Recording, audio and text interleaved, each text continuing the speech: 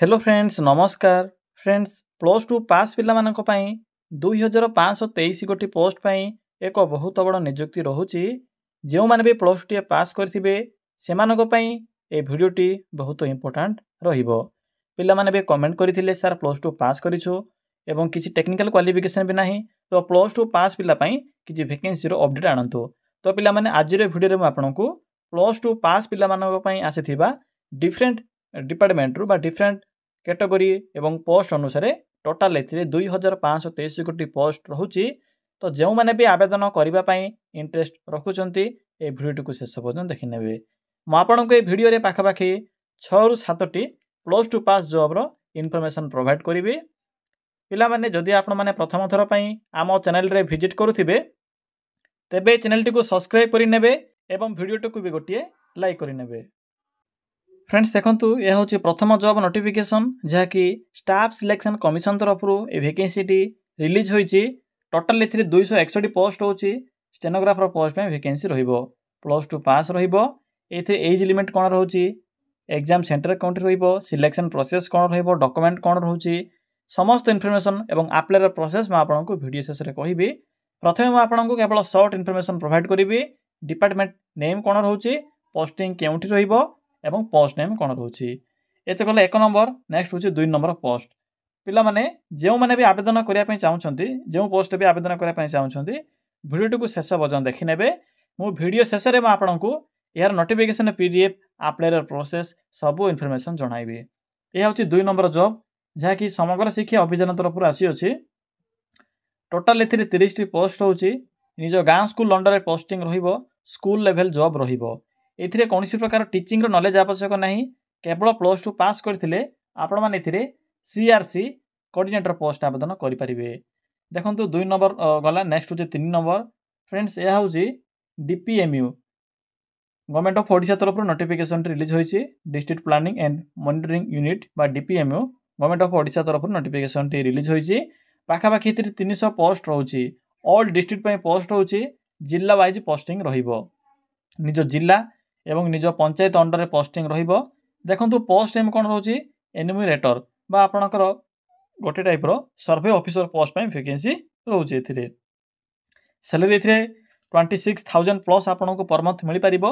बाकी जो रहिची information, age limit, application form सब इन्फॉर्मेशन एवं केउ जिल्ला रे केते पोस्ट होईची ताहारो डिटेल्स भी म आपनको वीडियो शेष रे कहि देबी। जहाँ भी म आपनको जॉब रो इन्फॉर्मेशन प्रोवाइड करिवि वीडियो शेष रे अप्लाई प्रोसेस कहि देबी। तो पिला माने आपण माने एथिरे एन्यूमरेटर पोस्ट रे जहा कि सर्वे ऑफिसर पोस्ट रे आवेदन करि परिबे। टोटल एथिरे 300 पोस्ट होची। जिल्ला वाइज पोस्टिंग रहिबो। देखंतु नेक्स्ट होची Odisha power transmission corporation limited बा ओपीटीसीएल तरफ रो गोटे वैकेंसी रहउची। प्लस टू पास पिला मानक पई वैकेंसी रहिबो एवं टेक्निकल क्वालिफिकेशन भी रहउची। तो जदि प्लस टू पास करथिबे ओपीटीसीएल भी आवेदन करि परिबे। ए तो गला। नेक्स्ट देखंतु कोन रहउची, गोटे पंचायत लेवल जॉब रहउची। एथिरे पाखापाखि 2000 पोस्ट होची। पिला माने पोस्ट नेम होची ग्राम स्वरोजगार मैत्री।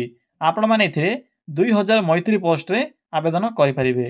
एवं सॉरी फ्रेंड्स जदि सिलेक्शन पाइबे तो निज पंचायत अंडर रे पोस्टिंग रहिबो। कारण एहा भी एक पंचायत लेवल जॉब रहउची। बीडब्ल्यूएएफ अंडर रे पोस्टिंग कंडक्ट करा जिवो। पिला माने एहार भी एप्लीकेशन फॉर्म निज मोबाइल रे किपरि आवेदन करिवे। एप्लीकेशन फीम तो किछि भी नाही, केवल गोटिए पोस्ट। से पोस्ट होची ओपीटीसीएल। सेतिरे ही आपनको एप्लीकेशन फी पेमेंट करबा को पड़िबो। बाकी मु जेतोटी जाको भी जॉब रे इन्फॉर्मेशन प्रोवाइड करिवि सबु जाको जॉब रे free of cost apply process रहउची। टंकाटिए भी आपनको एथिरे एप्लीकेशन फी पेमेंट करिवार कोनोसी प्रकार आवश्यक नाही। देखंतु पिला माने एहा पर आसुची। पिला माने एहा पर देखंतु एहा होची लास्ट जॉब जहा कि प्लस टू पास पिला मानको पई वैकेंसी रहउची। एनएचएम बा national health mission government of Odisha तरफ नोटिफिकेशन टी आसी अछि। ऑफिस असिस्टेंट पोस्ट में एथिरे वैकेंसी रहउची। आपण माने एथिरे ऑफिस असिस्टेंट पोस्ट आवेदन करि परिबे। तो पिला माने म आपनको जहाँ भी 6 ରୁ 7टी जॉब रो इन्फॉर्मेशन प्रोवाइड करली। चालंतु एबे आलोचना करिबा जे यार फुल इन्फॉर्मेशन कोन रहिची। आपण माने बे एथि मधुर जे कोनसी भी गोटिए पोस्ट को चूज करिवे। जदि सब जाक पोस्ट आवेदन करिया पई चाहउछंती तो एबे आवेदन करि परिबे। किछि भी असुविधा नाही। म आपनको एबे यार अप्लाई रो प्रोसेस सहित एप्लीकेशन फॉर्म केउंटी पाइबे, बाकी पीडीएफ किपरि निज मोबाइल रे सेव करिवे केउ जिल्ला रे केते पोस्ट रहिछि से विषय रे कहिबी। तो चलंतु और डेनो करी आलोचना करि नेबा। फ्रेंड्स एथिरे किपरि आवेदन करिवे देखंतु। आवेदन करबा पई सिंपली आपण माने निज मोबाइल फोन रे थिबा क्रोम हे जाऊ किबा गूगल को सिंपली ओपन करिवे। ओपन कला परे सिंपली सर्च रो बॉक्स ऊपर क्लिक करी सिंपली टाइप करिवे। कोन टाइप करिवे सिंपली मेंशन करिवे ओडिशा जीओवीटी जॉब देन लिखिबे .in। देखि पाउथिबे फ्रेंड्स जे एठरे म कोन टाइप करली सिंपली आपण माने एई भली टाइप करिवे। इहा परे पाखर थिबा सर्च रो ऑप्शन ऊपर क्लिक करिवे। पिला माने देखंतो क्लिक कला परे आपनकू गूगल रो प्रथम पेज रे ही ओडिशा जीओवीटी जॉब रो साइट सहेबो। सिंपली साइड रो लिंक ऊपर क्लिक करंतु। फ्रेंड्स क्लिक कला परे आपनक सम्मुखरे एई भली एको इंटरफेस टी आसीथिबो। एथिरे आपनकू उभय matric plus 2 state government job bank level job सबु जॉब रो इन्फॉर्मेशन एथिरे शो हेबो। तो आज रो वीडियो रे म आपनकू प्लस 2 पास जॉब रो इन्फॉर्मेशन प्रोवाइड करिवे। तो सिंपली देखंतु एथिरे एको ऑप्शन अछि matric and plus 2 pass job. तो सिंपली प्लस 2 पास जॉब रो एही बॉक्स रो लिंक ऊपर क्लिक करंतु। पिला माने क्लिक कला पर देखंतु आपनकू सबु जॉब रो इन्फॉर्मेशन देखिबो को मिलिबो। तो जो माने भी एनएचएम ओडिशा रे आवेदन करिवा पई इंटरेस्ट रखुचंती सिंपली एठरे क्लिक करिवे। सिंपली क्लिक करंतु पिला माने क्लिक कला पर देखि नेबे जे एथिरे आपनकर जो डेट केबे रहउची लास्ट डेट 25 जून पर्यंत हेर डेट टी रहउची। 25 जून पूर्व आपण माने पोस्ट रे आवेदन करि परिबे। बाकी देखंतु 18 रु 40 वर्ष बयस रहउची 20,482 टंका एथिरे पर मंथ सैलरी रहिबो। बहुत भलो सैलरी रहउची। एथिरे आपनकर सिलेक्शन प्रोसेस रे मार्क बेसिस या सहित कंप्यूटर टेस्ट एवं इंटरव्यू बा भाइबा भॉइस रहउची। एप्लीकेशन फी तो फ्री रहउची कोनोसी प्रकार फी देबार आवश्यक नाही। आवेदन किपरि करिवे देखंतु एठरे आपनकू इंपोर्टेंट लिंक पाखरे पीडीएफ लिंक मिली जाउची।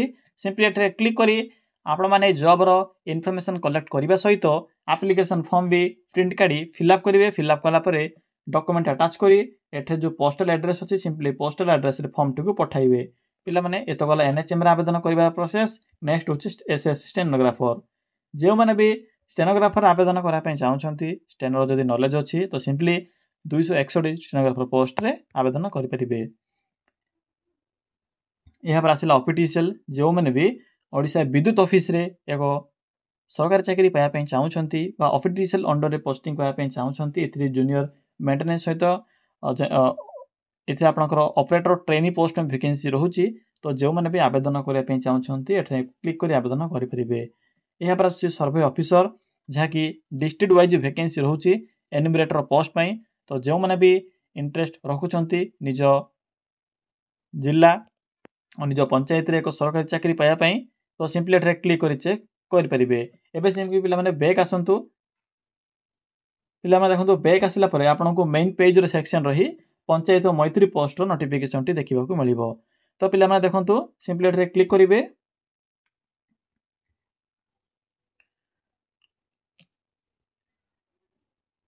एथिरे आपनकर 18 रु 38 वर्ष एज लिमिट बा बयस सीमा रहउची। एथिरे आपनको सैलरी 20,000 पर मंथ मिली परिबो। किपरि देखंतु आवेदन करिवे एथिरे आपनको ऑनलाइन फॉर्म मिल जाउची। एप्लीकेशन फॉर्म मिलिबो। फॉर्म टी को फिलअप करिवे। फिलअप कला परे अप्लाई ऑनलाइन लिंक अछि एठरे सिंपली से फॉर्म टी को अपलोड करिवे। बस एते की काम रहउची नो फी नो आपनकर एप्लीकेशन फी रहउची नो एग्जाम रहउची मार्क अनुसार सिलेक्शन करा जिवो। जदि आपनकर पंचायत मझरे भलो स्कोर थिबो तो सिलेक्शन पाई परिवे। बैक आसीबे। यहा पर आसुची समग्र शिक्षा अभियान। जे माने भी समग्र शिक्षा अभियान रे आवेदन करिवा पई इंटरेस्ट रखुचंती सिंपली एठरे क्लिक करिवे। एथिरे both teaching and non teaching post में वैकेंसी खाली रहउची।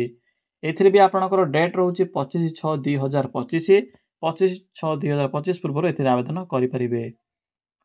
किपर देखंतु आवेदन करिवे पिला माने एथिरे भी नो फी रहउची नो एग्जाम रहिबो। पीडीएफ लिंक 1 अछि लिंक 1 ऊपर सिंपली क्लिक करी आपण माने एथिरे सीआरसी कोऑर्डिनेटर पोस्ट आवेदन करि परिवे। तो पिला माने यहा थिला प्लस 2 पास पिला मानको पे आसीथिबा 6 रु 7 टी जॉब रो इन्फॉर्मेशन। जदि आपनको आवेदन कला समय किछि भी डाउट लाउथिबो ताहले कमेंट सेक्शन रे कमेंट करी जणाई परिवे।